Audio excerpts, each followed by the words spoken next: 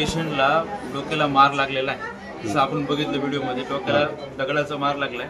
मार लागल्यामुळे त्याला कन्कशन इंजुरी म्हणतो आपण। कन्कशन असण्याची जास्त शक्यता आहे। पेशंट एकदम मार लागल्यामुळे पेशंट बेहोश झाला आहे, पण पेशंट स्टेबल आहे सध्या। म्हणजे असं काही जसं बाहेर अफवा झाली की पेशंट गेला काय, असं काही नाहीये। पेशंट स्टेबल आहे। आता आपण त्याचा सीटी स्कॅन करणार आहे। पेशंट आपण बोलल्यानंतर बोलण्याच्या प्रश्नाचं आपलं उत्तर देतोय। पेशंट स्टेबल आहे।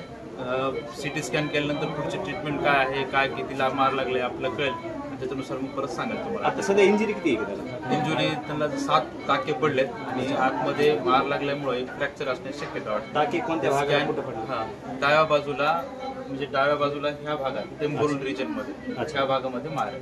जसं आपल्या व्हिडिओमध्ये दिसलं होतं इथं मार लागला, त्या भागात त्याच भागात टाकेल।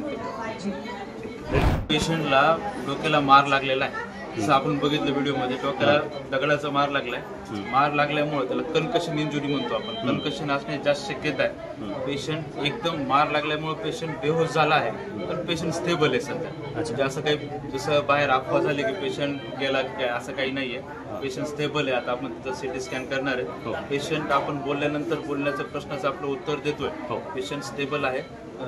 सीटी स्कॅन केल्यानंतर पुढची ट्रीटमेंट काय आहे, काय कितीला मार लागले आपल्याला कळेल, त्याच्यानुसार मग परत सांगाल तुम्हाला। आता सध्या इंजुरी किती आहे त्याला? इंजुरी त्यांना 7 टाके पडलेत आणि आतमध्ये मार लागल्यामुळे फ्रॅक्चर असण्याची शक्यता वाटते। टाके कोणत्या भागात कुठे पडले? डाव्या बाजूला, म्हणजे डाव्या बाजूला ह्या भागात टेम्पोरल रिजन मध्ये, ह्या भागामध्ये मार आहे। जसं आपल्या व्हिडिओमध्ये दिसलं होतं इथं मार लागला, त्या भागात त्याच भागात टाकेल।